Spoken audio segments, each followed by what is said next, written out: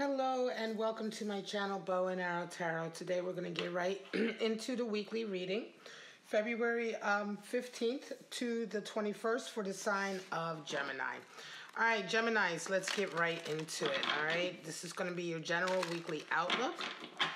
Now, for those of you who like my content, like my channel, and you'd like to show a little bit more support besides watching my videos, which I already very much appreciate, you can do that by joining as a member.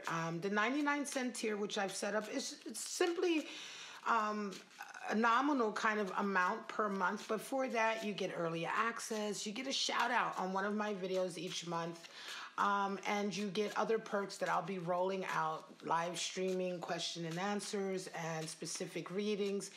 And then, of course, there's also the Weekly Love Outlook, which I have put out for my second tier members at $4.99. So you can go ahead and check that out.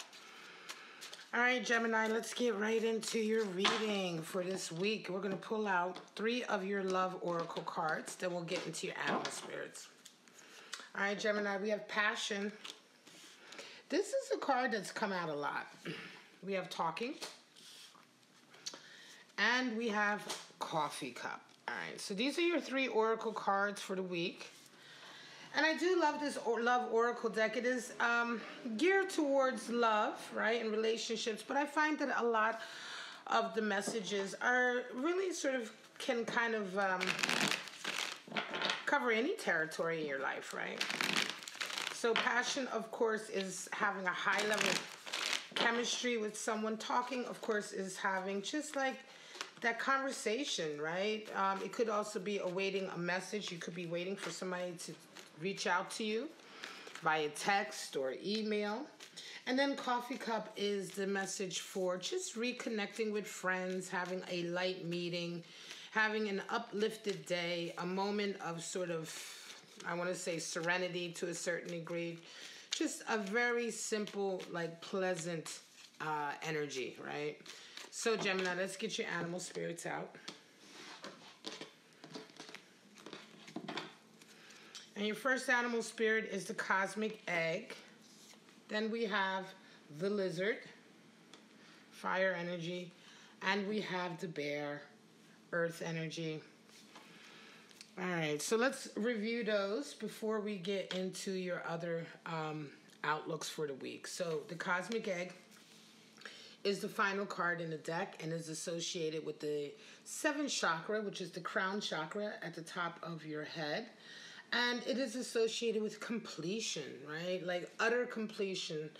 It can indicate a time in your life where you've really just, you feel just like that. You feel complete. You feel complete perhaps in love, in finding your purpose and where you want to be. There's a total level of sort of contentment, you know, and it's when I say completion, of course, it's not the ultimate for your life because we have different levels, but it seems to be a point in your life where the things up until now, right, the stories, the relationships, the events in your life up until now have come to sort of a complete point, right?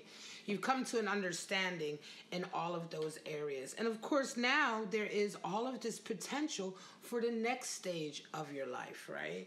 And so an example could be like, you know, if you have finished school, you've got your degree, you are set up somewhere, you know what the next steps are for your career perhaps, and you're settled, right? You're settled in and ready for the next, 5 or 10 years of your life. That would be an example of the spirit of cosmic egg. Or for instance, having met somebody and really committed to being with them, having a forward sort of plan for your future and really sort of being committed, being stable, and then now moving forward with that. That is energy and the spirit of the cosmic egg. You've reached a certain level of completion, of wholeness in an area of your life, and now you're ready for the next stage. Now the lizard is fire energy, and the lizard talks about extrasensory perception. Right, the lizard is so highly perceptive that oftentimes it can see things before they move, or see things moving before they move, hear things before they are audible, right? Know things before they happen. It's if you've ever seen a lizard in the wild, you ever see a lizard in the desert, and it's just like they just look like they're, it's like, what is he paying attention to? It's like, you can see their senses moving, they're picking up all kinds of things, and it doesn't seem as though anything is happening, right? It's because they have this extra sensory perception that picks up on things quite a minute before it actually occurs to our eyes or ears. The one thing with the lizard, though, is that it can run very hot, and it can be oversensitized, right? You can be picking up on too much, and then just find yourself really sort of burnt out, feeling very chaotic, feeling very unsure of what you're sensing, right? And just being burned out. The lizard can get very, very burned out from all of this information that's always coming in. So if you're resonating with this energy and that's how you're feeling, then of course now is the time to sort of back off from wherever you're doing, from your environment, try to cool down. Even sort of like taking some meditative time, or maybe getting a massage to cool down. Even eating cooler foods like salads and vegetables and things like that, which are associated with the cooler sort of temperament, can help to sort of lower all of that down so that you're back to being into a calm state and back to a sort of a regular level, right, of extrasensory perception. Now the bear is associated with, of course, Earth Spirit, and the bear talks about awakening from a spiritual slumber. So a lot of us, at certain points in our lives, we wake up to a certain understanding spiritually. Could be that you've been living your life a certain way up until now. It doesn't necessarily mean you're not spiritual. And just remember, not being into sort of the more spiritual side of life does not necessarily mean you don't have a moral center, right? Or a moral code, they're very separate things, Some people are atheists and don't believe in the spirit or God or anything like that, but they still have a moral center. What I'm talking about with the bear is opening up to a more spiritual side of yourself, a more sort of transcendent side when it comes to thinking about other energies in the world, other ways in the world, other sort of feelings and emotions, etc., all sort of leading to a better connection with you and your spirit, right? You could have found perhaps a particular religion. You could have suddenly awoken to yoga, or suddenly awoken to meditation, or what have you, right? And this is what we talk about, awakening from a spiritual slumber. All of a sudden you're waking up to certain parts of your life and how they, and being an earth element, by the way, very earthy, practical side of your life, and how it is impacted by a spiritual outlook, right? By a spiritual sort of objective. Now let's get right into your cards, Gemini. We're going to pull out 3 spreads for you. And again, this is a general weekly outlook, right? For those of you who want to get a love weekly outlook, specifically looking at your areas in love, you can go ahead and check out the membership corner. Sign up for a membership and check out my weekly love readings. Memberships are only monthly, so you can always sign up, and then if you decide it's not for you, of course, you can just give it up. All right, guys, let's get right into your weekly spreads. Of course, this is going to be, as I said, for February 15th to the 21st. And we have 5 of Swords, King of Swords, and the Queen of Wands. All right, so let me just fix this. I do apologize. Just going to make sure that this is exactly where we need it to be. There we go. All right. All right, that's a bit better. 5 of Swords. Let's get right into it. Gemini, 5 of Swords is a power struggle that you have with someone. And it is a card for defeat. And it's defeat because oftentimes 5 of Swords is a feeling of just throwing your hands up and giving in. You're dealing with somebody who doesn't play fairly. You're dealing with someone who is, their tactics are very underhanded. They don't have any dignity with the way they spar, or they are having this dynamic with you. There's always a healthy sort of competition and debate and sort of, coming at each other in a can be healthy, right? Spurring each other on to be stronger or better, right? But when we're talking about a Five of Swords, we're dealing with somebody who's just not honorable, you know? They just don't play by the same rules that you do. And continuing to fight with them or continuing to engage with them is only going to lower yourself. And so in a lot of ways, you know, acquiescing to defeat is the essence of this card. It's really the card for taking the high ground, saying, look, I'm not going to partake in this energy. Coming to the week, and you're met with the King of Swords. Now, the King of Swords is very, very strict. He's very severe. He's the rule maker. He's the disciplinarian. He's the one who requires you to, you know, He calls you in front of him and he wants you to be 100% honest. He wants to sort of get to the root of the matter, right? Get to the very heart of the matter of what's really going on. King of Swords can be this energy of really cleaning house also. Now, this is an energy that you meet coming into this week, and it's quite interesting because it almost feels as though this King of Swords is coming in to sort of help you with this power dynamic, right? Because the King of Swords is very honest. You know, he's certainly not the same energy that the person you're dealing with here. He's honest, he's direct, he plays by the rules, he makes the rules, and he sticks by them. So I feel like this is certainly somebody coming into your life, Gemini, who is going to a certain degree, going to help you with this power dynamic, maybe shed some light on this power dynamic. It feels very much like somebody who is almost like a mentor to you, you know, or almost somebody who is kind of like, even if they don't have your back, they have some authority on this situation. This could be a work situation. This could also be a family situation, like a family sort of a family feud, and this person, this King of Swords, is somebody who sort of comes in and settles it all, right? You round out the week with a Queen of Wands, and the Queen of Wands really is the one that talks about being very sort of brave, very wise, having learned a lot. She learns from her experiences, right? And I think that this is a real case of you sort of resonating with this feeling of having learned something major here. You know, whenever I see the Queen of Wands, I always feel like it is a sign that you have acquired some kind of wisdom. And I think that this is definitely the case here.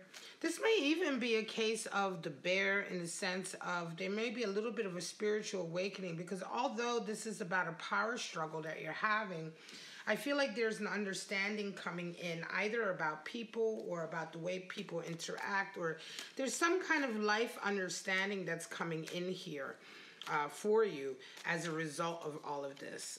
It's very nice, but it definitely feels like it's probably been a very difficult path, very difficult time dealing with this. And Queen of Wands also has this kind of feeling that you round off the week with, in the sense of like, oh, it's over.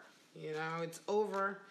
I've learned my lesson. Remember, Cosmic Egg is here too. There's going to be a sense of completion. Some of you may indeed be changing jobs as a result of this, or there may be a different family dynamic as a result of this. But definitely you're coming out of this having learned a big lesson. I think that lesson also impacts you spiritually. Magician, Two of Swords, Three of Cups. Well, some of you are coming into this week with Magician energy. You're basically on top, right? You are doing very well. You are resonating with a high level of talent. And you're just kind of like at the top of your game, right? This could be at work or in a project that you're in. Could be creatively. In any case, it's like all of your skills are being brought to bear. Everything that you're good at is being used, and so you're thriving in your current situation. However, you come into this week and you're met with a Two of Swords. This is a week where you feel like you're having to make an impossible decision between two things. It could be a decision between your passion and your objective and your personal life. It could be a decision between sort of your career and your passion. You know, sometimes they're different. There's a choice here, and it seems like an impossible choice. By the end of the week, you round off with Three of Cups, which is bonding and loyalty amongst your friends, celebrating. I see this card oftentimes interpreted as third-party energy. It couldn't be further from the truth. Just because it's the number 3, it doesn't always mean third-party energy.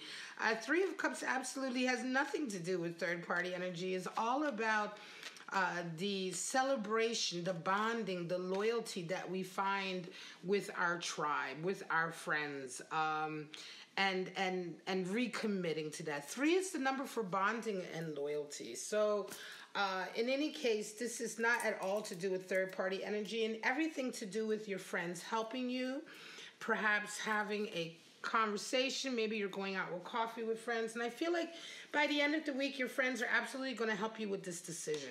There may only be 1 or 2 friends that you're very close to, that you feel very close to, that you're very loyal with, and that you trust their opinion, right? And those are the ones that you're going to be talking to. And I think they're going to be helping you with this decision. Whatever this decision is, it is a decision that is coming out of the fact that you are doing so well right now with this magician energy.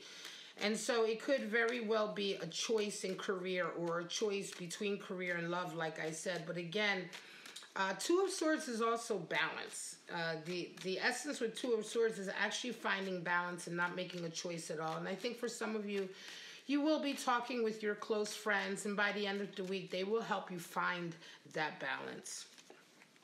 Justice, Hermit, Empress. Well, 3 major arcana in a row. Justice is a card for Libra, and it's also the card that's been showing up everywhere.